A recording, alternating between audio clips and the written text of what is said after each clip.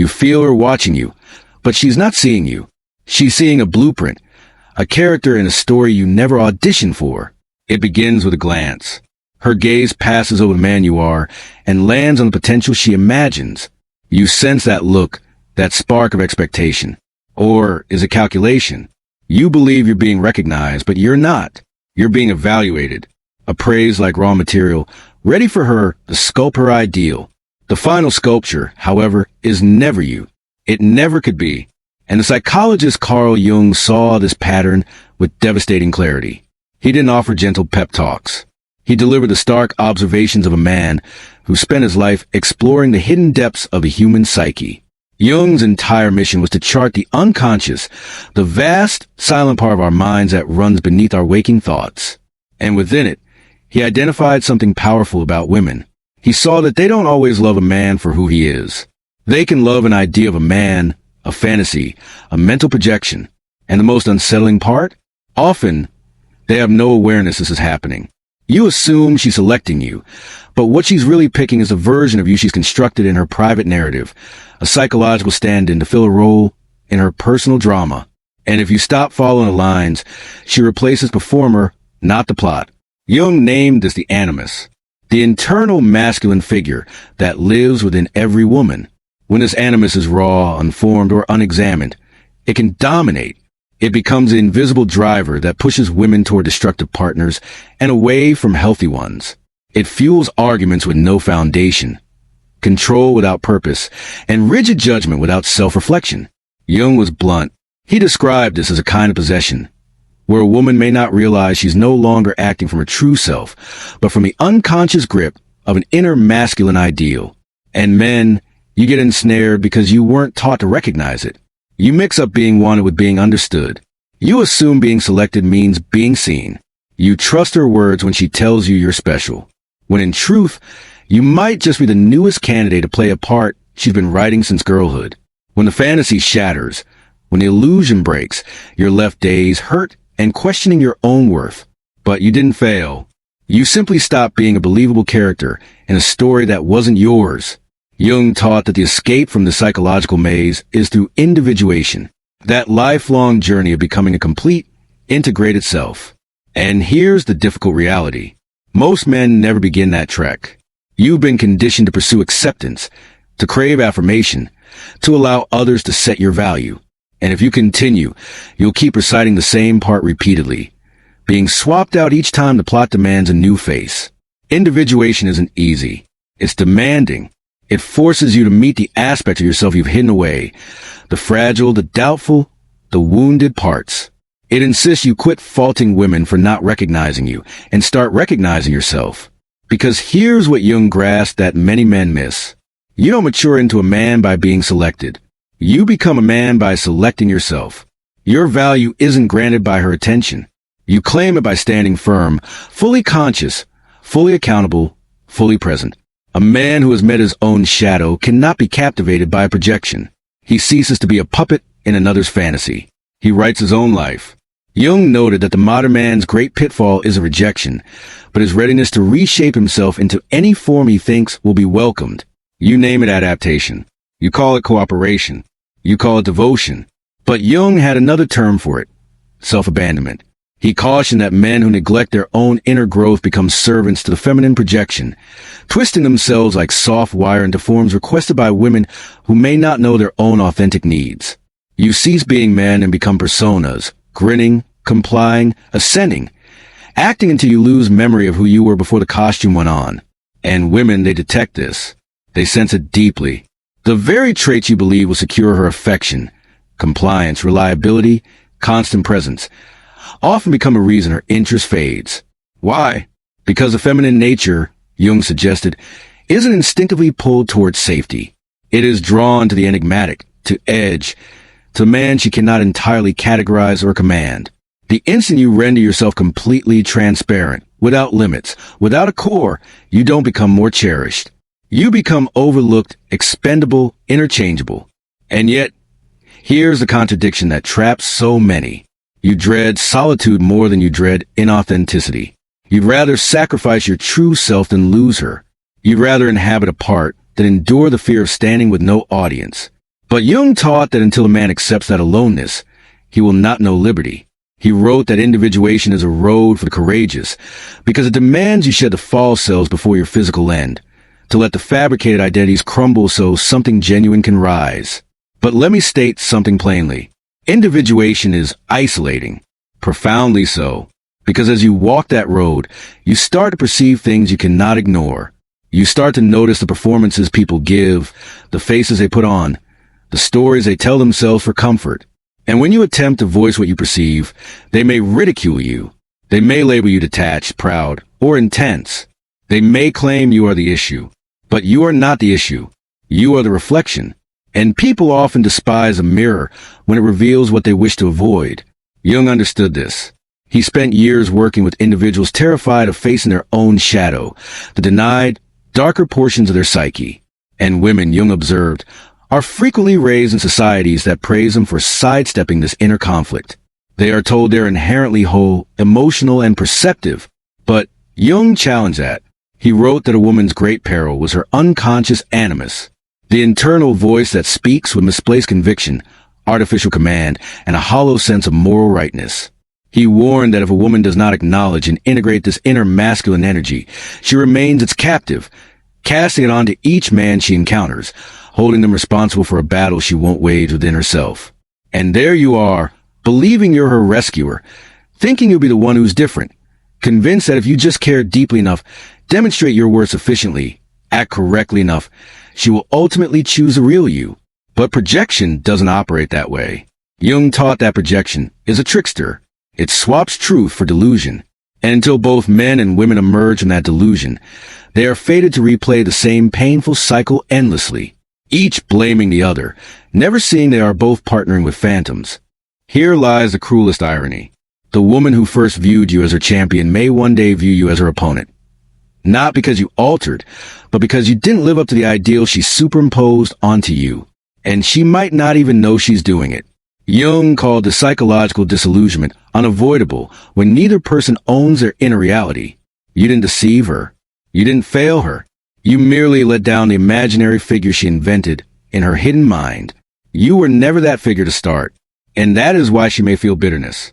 Not toward your imperfections, but toward your inability to match a legend you were never told you were meant to portray. Jung once said people will embrace incredible absurdities to evade facing their own inner selves. This is perhaps most evident in romance. Both men and women enter relationships not as complete beings, but as living projections, hauling their unconfronted fears, unfulfilled desires, and childhood pains into the embrace of a person they hardly know. You name it love. Jung named it unconscious entanglement. And like someone in a trance, you keep entering the snare, believing this instance will be unique. But it cannot be, because you haven't posed the most frightening question a man can ask. What if I am accountable for this repetition? You want to accuse women. You want to label them cunning, false, or superficial. But Jung would face you and inquire, and why did you permit that woman to choose you in the first place? You see, the man who refuses to engage with his own inner feminine dimension is doomed to be a servant to hers. You are not a casualty. You are a participant. You agreed to play the role. You agreed to be the lead in her personal tale. Because confronting your own void, your own lack of integration, seemed far more frightening than performing in another's dream. And here is where many will stop. Because here comfort vanishes and duty appears. Jung didn't provide simple fixes. He didn't give you 5 rules for dominance. He gave you the arduous, lifelong project of self-examination, of sitting in the quiet of your own awareness, until the delusions fracture, until the inner voice that claims you're worthless without her starts to fade. And be certain that voice will resist fiercely. It will insist you require her, that you are half without her, that no man can thrive without a woman's validation. But Jung's work suggests something more radical. It suggests a man who can stand without her, without endorsement, without praise, without being required, is a man who is truly unchained, free from projection, free from pretense, free from the oppression of living as another's concept of a man. When you arrive at that point, you don't become uncaring or remote. You become authentic. You become centered, solid, completely alive in your own being. And that is when, paradoxically, women may feel most attracted to you. Not because you require them, but because you don't. And you'll sense a calm not because you're unfeeling, but because you finally comprehend. You comprehend that she, too, is on her own path, that she must encounter her own animus, that she must awaken from her own dreams. And you cannot do that labor for her. You cannot rescue her from herself. You can only do what Jung did.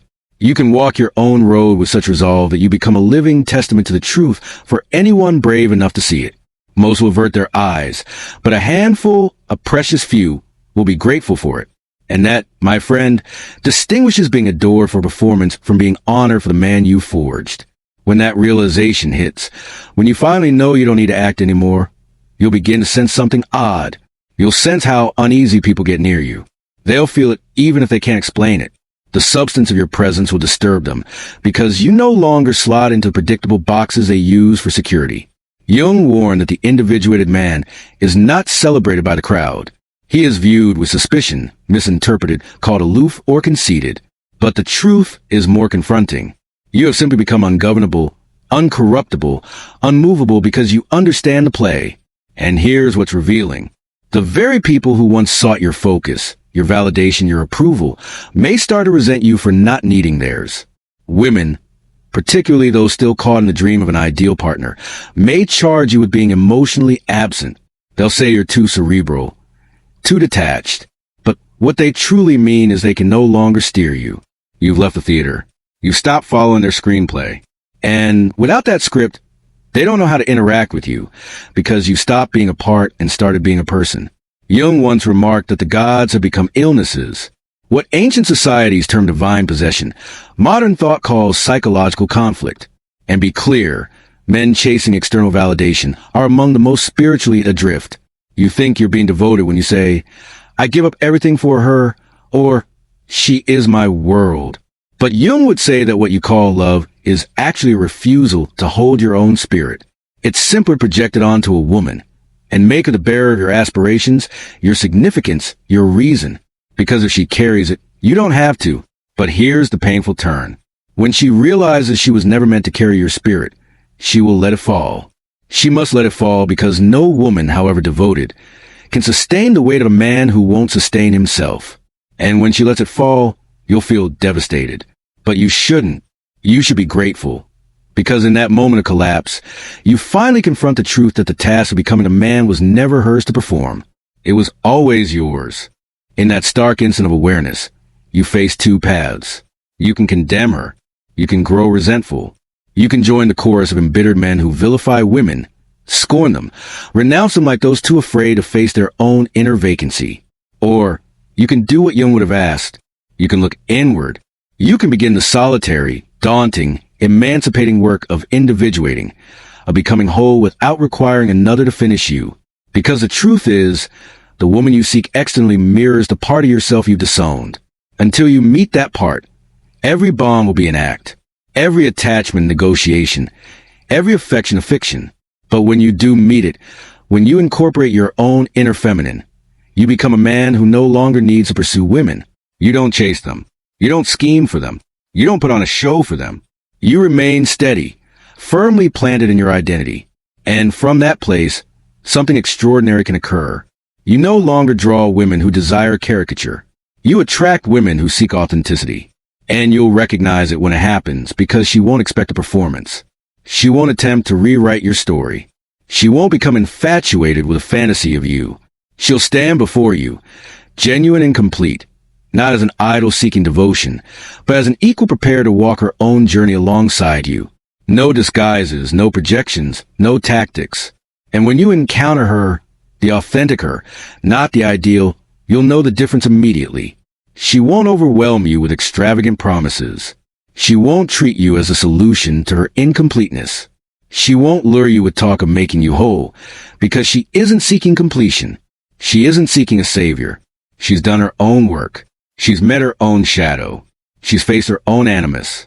She's moved past her own illusions. And that is why she won't need you to perform. She won't need you to hold her spirit. She'll stand there, whole herself, looking directly at you, not as a man she wants to reshape, but as a man she is finally prepared to encounter. And in that meeting, there is no panic. There is no clutching. There is no act. There is only reality. And that reality, Jung taught, is the scarcest and most potent form of love, the kind that requires nothing but gives all, because it does not originate from need. It originates from liberty. Liberty to choose, liberty to depart, liberty to stand together without delusion, without masks, without dread. But let me be honest, most will never know this because most will give up too soon. You'll accept the performance. You'll accept the fantasy. You'll accept the fleeting high of being perceived as someone you are not, because facing who you truly are still feels too overwhelming. But if you possess the fortitude, the raw, relentless fortitude to keep walking, to keep standing alone, to keep peeling away every false shell you built to gain approval, you will one day find yourself at the brink of something frighteningly magnificent. You will find yourself. And when you do, women will cease to be the foundation of your identity. They will cease to be the looking glass you use to feel masculine. They will transform into something different entirely. Companions, not trophies. Reflections, not caretakers. Collaborators, not redeemers. And you will love them not because you must, but because you decide to, from a position of strength, from a position of wholeness, from a place that knows, without excuse, who you are. Carl Jung didn't give you a manual. He gave you an alert. An alert that any man who avoids confronting himself will become enslaved by the projections of others, particularly the projections of women.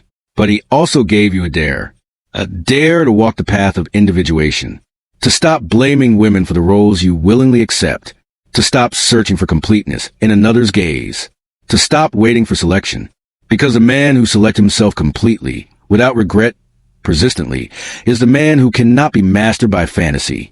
He cannot be tempted by pretense. He cannot be minimized to a role in another's story. He becomes the writer of his own existence. And if you've listened this far, if this truth resonated somewhere within you, don't just move on. Don't let this be another piece of content you absorb and discard. Pause right now. If this connected, please like this video. Share it with another man who needs to hear this message. And subscribe to Winds of Thought for more. Your support does more than help this channel. It reaches the next man who's still trapped in the dream, waiting to awaken. Help us share this understanding. Help us bring clarity, one man at a time.